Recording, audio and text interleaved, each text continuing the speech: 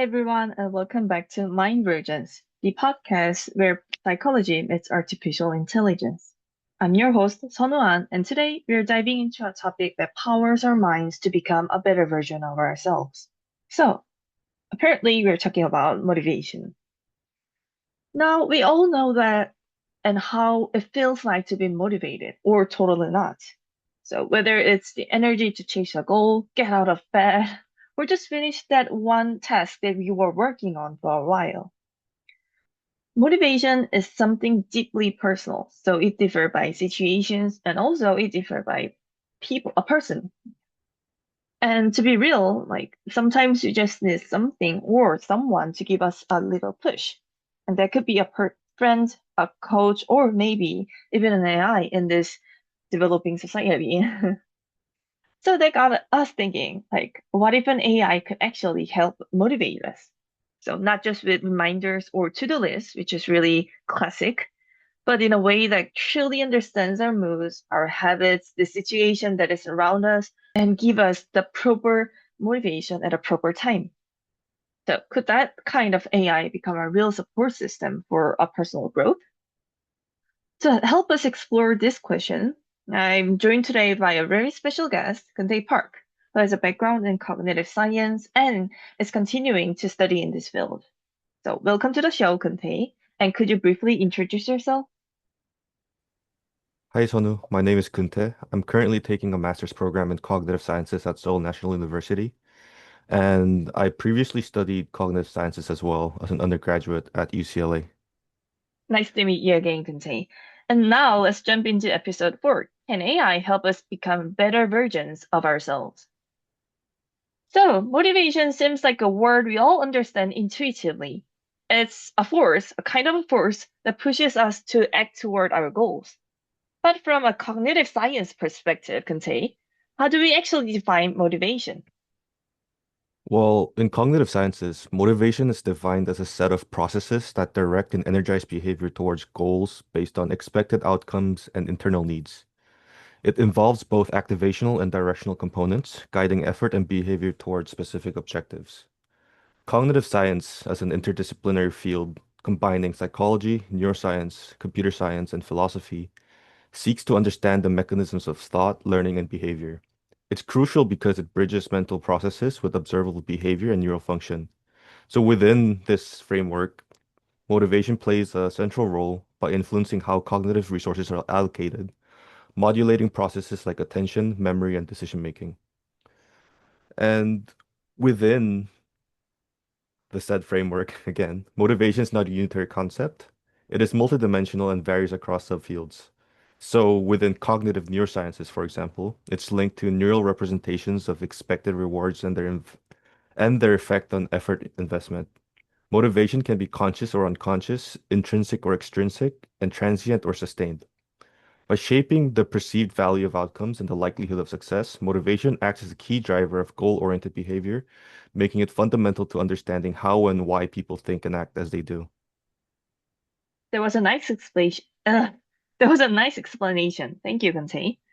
I really liked you highlighted the dual roles of motivation as both being activating and directing our behavior, and how it intersects with areas like attention and decision making as well. I find it fascinating that motivation is not a single force, but something multidimensional, like empathy did in our previous episodes. Building on to that, I'd like to dive into a bit deeper the types of motivation you've touched on, specifically the idea of intrinsic and extrinsic motivation. Are there different types of motivation we should be paying attention to, Guntei? Yes, there are different types of motivation. So you mentioned intrinsic and extrinsic motivations. Yeah, Intrinsic motivation refers to engaging in an activity for its inherent enjoyment or in satisfaction. So it arises from within the individual. So, in contrast to that, extrinsic motivation involves performing a behavior to obtain external rewards or avoid punishments. These two types can influence behavior in different ways. Intrinsic motivation is often associated with deeper engagement, creativity, and long-term persistence, while extrinsic motivation can effectively drive behavior in the short term, especially when linked to clear incentives. For example, extrinsic incentives like money can enhance performance on simple tasks, but undermine intrinsic motivation for complex, creative work, a phenomenon known as the undermining effect. Research within cognitive science shows that both intrinsic and extrinsic motivations can modulate attention, memory, and decision-making processes by altering the expected value of outcomes and the effort invested in achieving them. Understanding the different types of motivation and how they interact with cognitive systems help explain why people engage in certain behaviors, how goals are set and pursued, and how mental resources are Mhm. allocated in real-world tasks. Yeah, I find the undermining effect particularly interesting. So having something as seemingly helpful as a reward can actually backfire in the context of creativity or complex tasks, as you mentioned. So given that both types of motivation play a crucial role but different roles, this brings us to consider the potential for AI to support and even enhance motivation in real life. In most cases, motivation has been encouraged through mechanisms like rewards, reminders, or goal tracking. So take Duolingo, for example. So like it uses points, streaks, and leaderboards, and also daily reminders to keep users engaged into continuing the study and accomplishing daily studying materials. So these features tap into extrinsic motivation as a main point, like earning rewards or social comparison, but it also taps into the intrinsic motivation, making the studying sequence a bit enjoyable so that the participants, so the users of this Duolingo app could keep on studying the materials. But more recently, researchers have begun exploring how conversational interactions with the AI themselves can foster motivation. So this is not just through what the AI does, but how it communicates with the users and also engages and also empathizes with the user. In fact, we're already seeing some promising signs, and also there are a lot of research regarding this point. So for the instance, there is GPTCoach, which is a chatbot that was developed by the Stanford research team.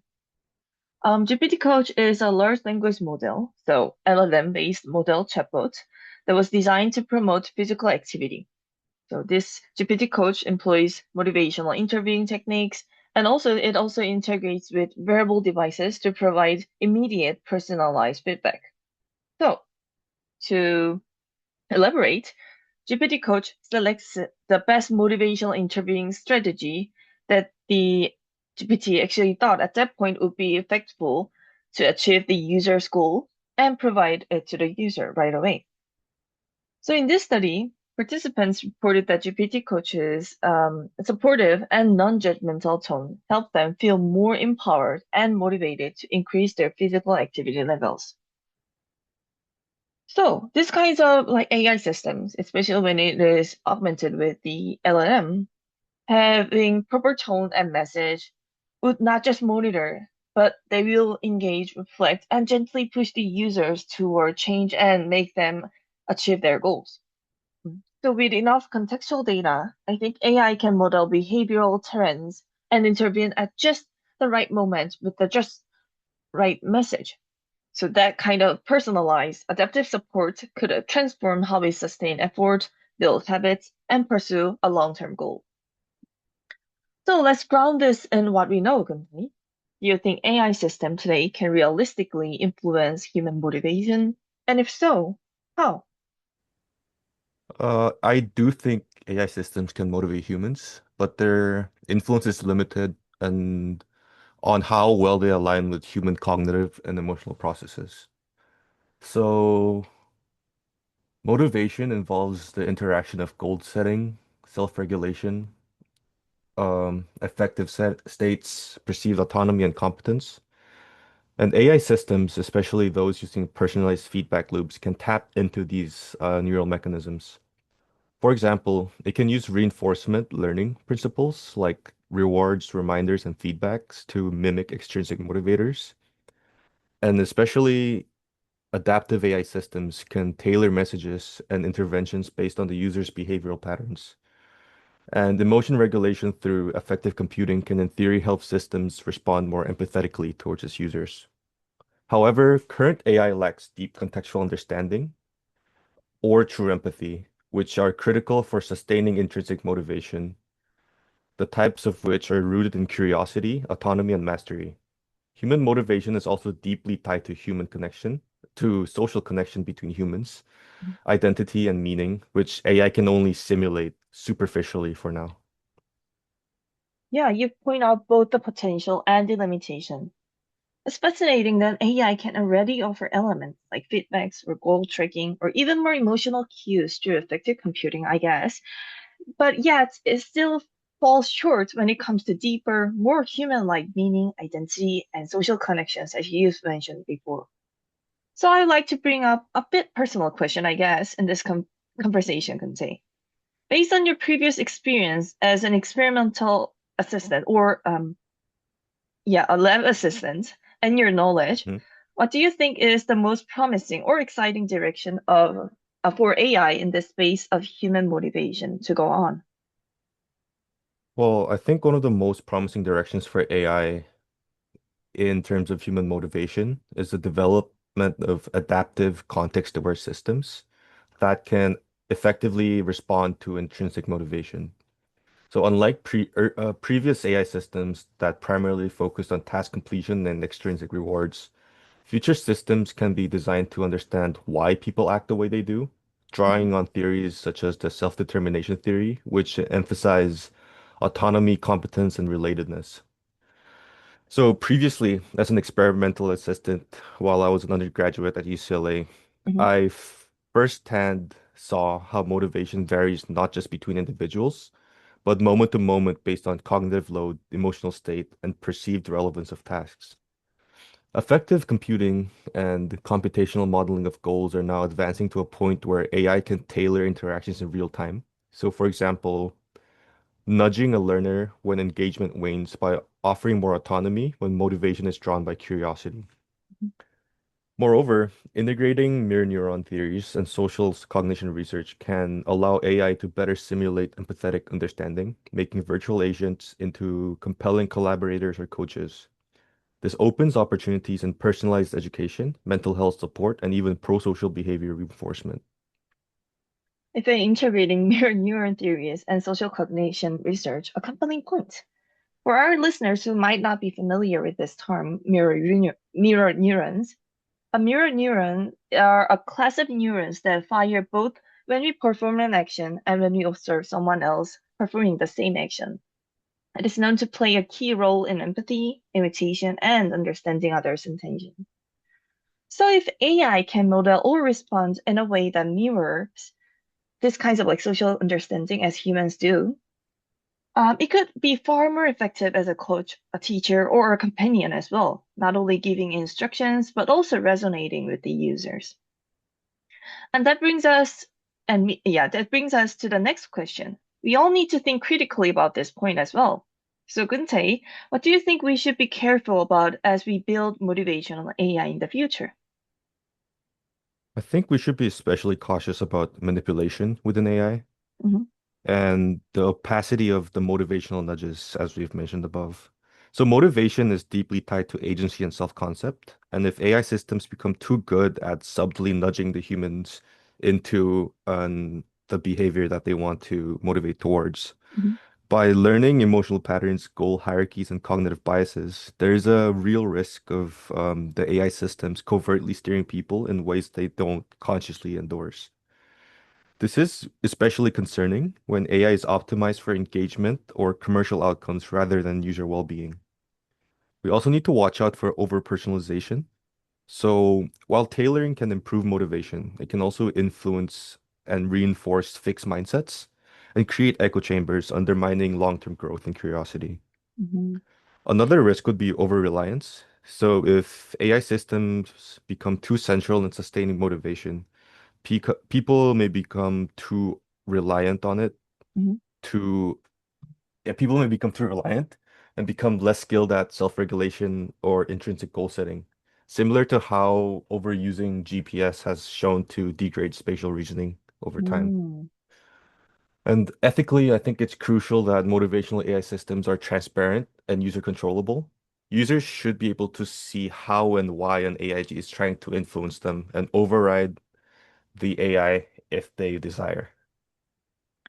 The risk that you laid out, such as manipulation issues and over-reliance issues, really highlights that building motivational AI isn't just a technical challenge, but something ethical too.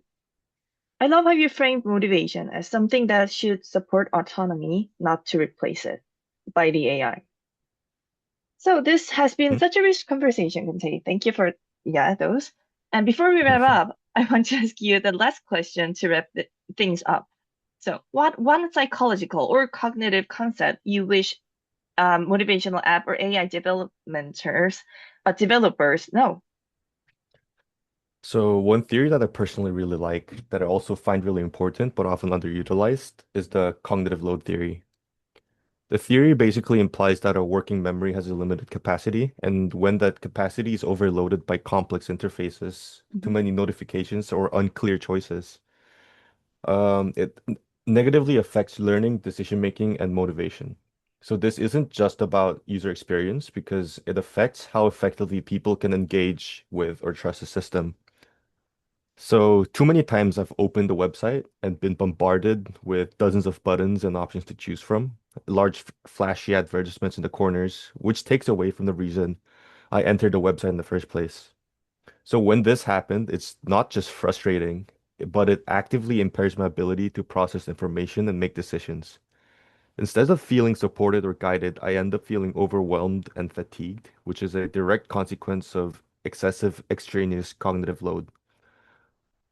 So, if developers internalize cognitive load theory, they'd realize that simplicity isn't just an aesthetic, it's a cognitive function. mhm, A clean interface, which shown by a limited choice architecture and thoughtfully timed interactions, can actually enhance user motivation, learning, and trust. In a world where attention is scarce, designing with cognitive capacity in mind isn't a luxury, but a necessary step. mhm. So this theory could be a foundational principle across all human-centered AI website design. Thank you so much for sharing your insights, Geuntae. And to our listeners, if you've ever struggled with motivation or dreamed of an AI that gets you just enough to move forward, well, maybe that future isn't so far away, although there are some ethical issues and, some cognitive load issues that Kunte mentioned. Hmm. So, this has been episode 4 of our Mind Versions, and we hope it sparked a few ideas in your mind today. In our next episodes, we are going to talk about using AI as a companion for aging minds. So don't forget to be tuned in for more discussions on the intersection of psychology and technology. Until next time, stay curious.